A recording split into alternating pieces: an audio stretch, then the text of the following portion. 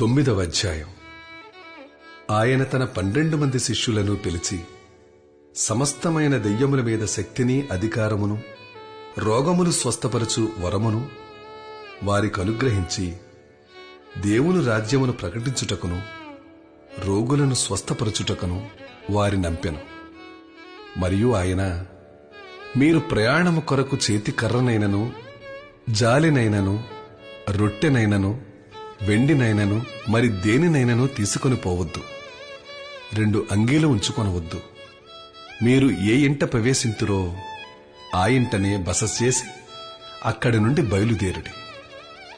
మిమ్మును ఎవరు చేర్చుకొనరో ఆ పట్టణంలో నుండి బయలుదేరునప్పుడు వారి మీద సాక్ష్యముగా ఉండుటకు మీ పాదధూళి దులిపివేయుడని వారితో చెప్పెను. వారు బయలుదేరి అంతటను సువార్త ప్రకటించుచు రోగులను స్వస్థపరచుచు గ్రామములలో సంచారము చేసిరి. చతుర్థాధిపతి అయిన హేరోదు జరిగిన కార్యములన్నిటినీ గూర్చి విని ఎటు తోచకయుండెను. ఏలయనగా కొందరు యోహాను మృతులలో నుండి లేచెననియు, కొందరు ఏలియా కనబడిననియు, కొందరు పూర్వకాలపు ప్రవక్త ఒకడు లేచెననియు చెప్పుకొనుచుండిరి. అప్పుడు హేరోదు, నేను యోహానును తలగొట్టించితిని గదా, ఎవరి గూర్చి ఇట్టి సంగతులు వినుచున్నానో అతడెవడో అని చెప్పి ఆయనను చూడగోరెను. అపోస్తలులు తిరిగి వచ్చి తాము చేసినవన్నయూ ఆయనకు తెలియచేయగా ఆయన వారిని వెంటబెట్టుకుని బేత్సయిదా అని ఊరికి ఏకాంతముగా వెళ్ళెను. జన సమూహములు అది తెలుసుకుని ఆయనను వెంబడింపగా ఆయన వారిని చేర్చుకుని దేవుని రాజ్యమును గూర్చి వారితో మాటలాడుచు స్వస్థత కావలసిన వారిని స్వస్థపరిచెను. ప్రొద్దుగ్రొంకనారంభించినప్పుడు 12 శిష్యులు వచ్చి, మనమీ అరణ్యంలో ఉన్నాము కనుక చుట్టుపట్లనున్న గ్రామములకును పల్లెలకును వెళ్లి బస చూసుకొని ఆహారము సంపాదించుకొనున్నట్లు జన సమూహమును పంపివేయమని ఆయనతో చెప్పిరి. ఆయన, మీరే వారికి భోజనం పెట్టుడని వారితో చెప్పగా వారు, మన యొద్ద 5 రొట్టెలను 2 చేపలను తప్ప మరేమీ లేదు. మేము వెళ్లి ఈ ప్రజలందరి కొరకు భోజన పదార్థములను కొని తెత్తుమా అని చెప్పిరి. వచ్చిన వారు ఇంచుమించు 5,000 మంది పురుషులు. ఆయన వారిని 50 మంది చొప్పున పంక్తులు తీర్చి కూర్చుండుబెట్టుడని తన శిష్యులతో చెప్పగా వారు అలాగు చేసి అందరినీ కూర్చుండబెట్టిరి. అంతటా ఆయన ఆ 5 రొట్టెలను 2 చేపలను ఎత్తుకుని ఆకాశం వైపు కన్నులెత్తి వాటిని ఆశీర్వదించి విరిచి జన సమూహమునకు వడ్డించుటకై శిష్యులకిచ్చెను.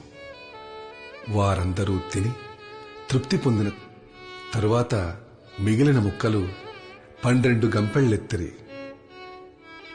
ఒకప్పుడు ఆయన ఒంటరిగా ప్రార్థన చేయుచుండగా ఆయన శిష్యులు ఆయన యొద్ద ఉండిరి. నేనెవడనని జన సమూహములు చెప్పుకొనుచున్నారని ఆయన వారిని అడుగగా వారు, బాప్తిస్మమిచ్చు యోహాననియు, కొందరు ఏలియాయనియు, కొందరు పూర్వకాలపు ప్రవక్త ఒకడు లేచెననియు చెప్పుకొనుచున్నారనిది. అందుకైన, మీరైతే నేనెవడనని చెప్పుకొనుచున్నారని వారిని అడుగగా పేతురు, నీవు దేవుని క్రీస్తువనెను. ఆయన, ఇది ఎవంతోనూ చెప్పవద్దని వారికి ఖండితముగా ఆజ్ఞాపించి, మనుష్య కుమారుడు బహుశ్రమలు పొంది పెద్దల చేతను ప్రధాన యాజకుల చేతను శాస్త్రుల చేతను విసర్జింపబడి చంపబడి 3వ దినమున లేచుట అగత్యమని చెప్పెను. మరియు ఆయన అందరితో ఇట్లనెను, ఎవడైనను నన్ను వెంబడింపగోరిని ఎడల తన్ను తాను ఉపేక్షించుకొని ప్రతిదినము తన శిలువను ఎత్తుకొని నన్ను వెంబడింపవలెను. తన ప్రాణమును రక్షించుకొనగోరువాడు దానిని పోగొట్టుకొనును. నా నిమిత్తమై తన ప్రాణమును పోగొట్టుకునివాడు దానిని రక్షించుకొనును. ఒకడు లోకమంతయు సంపాదించి తన్ను తాను పోగొట్టుకునే ఎడల లేక నష్టపరుచుకునే ఎడల వానికేమి ప్రయోజనం? నన్ను గూర్చియు నా మాటలను గూర్చియు సిగ్గుపడివాడెవడో వాని గూర్చి మనుష్య కుమారుడు తనకును తన తండ్రికిని పరిశుద్ధ దూతలకును కలిగియున్న మహిమతో వచ్చినప్పుడు సిగ్గుపడును. ఇక్కడ నిలిచియున్న వారిలో కొందరు దేవుని రాజ్యమును చూచు వరకు మరణము రుచి చూడరని నేను మీతో నిజముగా చెప్పుచున్నానన్ను. ఈ మాటలు చెప్పినది మొదలుకొని రమారమి 8 దినములైన తరువాత ఆయన పేతురును, యోహానును, యాకోబును వెంటబెట్టుకుని ప్రార్థన చేయుటకు ఒక కొండ ఎక్కెను. ఆయన ప్రార్థించుచుండగా ఆయన ముఖరూపం మారెను. ఆయన వస్త్రములు తెల్లనివై ధగధగ మెరిసెను. మరియు 2 పురుషులు ఆయనతో మాట్లాడుచుండిరి. వారు మోషే, ఏలియా అనువారు. వారు మహిమతో అగపడి ఆయన యెరూషలేములో నెరవేర్చబోవు నిర్గమమును గూర్చి మాట్లాడుచుండిరి. పేతురును అతనితో కూడా ఉన్నవారును నిద్రమత్తుగా ఉండిరి.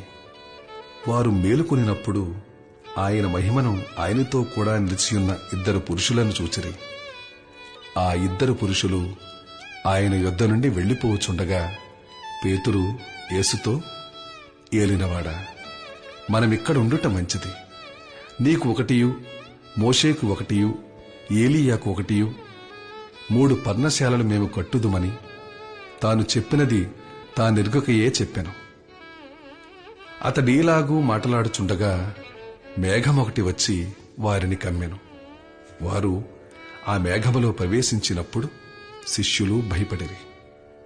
మరియు ఈయన నేనేర్పరచుకొనిన నా కుమారుడు, ఈయన మాట వినుడని ఒక శబ్దము ఆ మేఘములో నుండి పుట్టెను. ఆ శబ్దం వచ్చిన తరువాత యేసు మాత్రమే అగపడెను. తాము చూసిన వాటిలో 1 ఆ దినములో ఎవరికీ తెలియజేయక వారు ఊరకుండిరి. మరునాడు వారు ఆ కొండ దిగి వచ్చినప్పుడు బహుజన సమూహము ఆయనకు ఎదురుగా వచ్చెను. ఇదిగో, ఆ జన సమూహములో ఒకడు, బోధకుడా, నా కుమారుని కటాక్షించుమని నిన్ను వేడుకొనుచున్నాను. వాడు నాకొక్కడే కుమారుడు. ఇదిగో ఇదిగో ఒక దయ్యము వాని పట్టును. పట్టినప్పుడు వాడు అకస్మాత్తుగా కేకలు వేయును. నురుగు కారున్నట్లు అది వానిని విలవిలలాడించుచు గాయపరచుచు వానిని వదలకుండును. దానిని వెళ్లగొట్టుడని నీ శిష్యులను వేడుకుంటుని గాని వారి చేత కాలేదని మొర్రపెట్టుకొనెను. అందుకు యేసు, విశ్వాసము లేని మూర్ఖతరము వారలారా, నేనెంతకాలము మీతో కూడా ఉండి మిమ్మును సహింతును. నీ కుమారుని ఇక్కడికి తీసుకుని రమ్మని చెప్పాను. వాడొచ్చుచుండగా ఆ దయ్యము వానిని పడద్రోసి విలవిలలాడించెను. యేసు ఆ అపవిత్రాత్మను గద్దించి బాలుని స్వస్థపరిచి వాని తండ్రికప్పగించెను. కనుక అందరూ దేవుని మహత్యమును చూచి ఆశ్చర్యపడిరి. ఆయన చేసిన కార్యములన్నిటినీ చూచి అందరూ ఆశ్చర్యపడుచుండగా ఆయన, ఈ మాటలు మీ చెవులలో నాటనీయుడి. మనుష్య కుమారుడు మనుష్యుల చేతికి అప్పగింపబడబోచున్నాడని తన శిష్యులతో చెప్పెను. అయితే వారా మాట గ్రహింపకున్నట్లు అది వారికి మరుగు చేయబడెను. కనుక వారు దానిని తెలుసుకొనలేదు.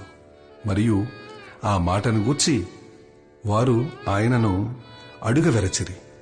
తమలో ఎవడు గొప్పవాడు అని వారిలో తర్కము పుట్టగా యేసు వారి హృదయాలోచన ఎరిగి ఒక చిన్న బిడ్డను తీసుకుని తన యొద్ద నిలువబెట్టి, ఈ చిన్న బిడ్డను నా పేరట చేర్చుకునివాడు నన్ను చేర్చుకొనును, నన్ను చేర్చుకునివాడు నన్ను పంపిన వానిని చేర్చుకొనును.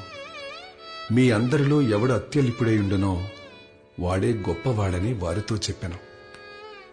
యోహాను, ఏలినవాడా, ఎవడో ఒకడు నీ పేరట దయ్యములను వెళ్లగొట్టగా మేము చూచితిమి. వాడు మనలను వెంబడించువాడు కాడు గనుక వానిని ఆటంకపరిచితమని చెప్పెను. అందుకు యేసు, మీరు వాని ఆటంకపరచుకుడి. మీకు విరోధి కానివాడు మీ పక్షముననున్నవాడే అని అతనితో చెప్పెను.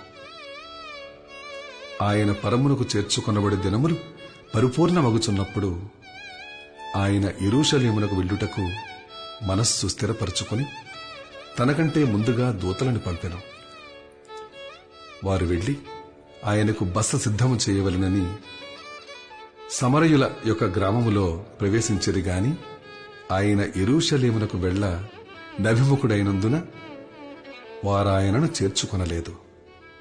శిష్యులైన యాకోబును యోహానును అది చూచి, ప్రభువా, ఆకాశం నుండి అగ్ని దిగి వీరిని నాశనము చేయనట్లు మేం ఆజ్ఞాపించుట నీకిష్టమా అని అడుగగా ఆయన వారు తట్టు తిరిగి వారిని గద్దించెను.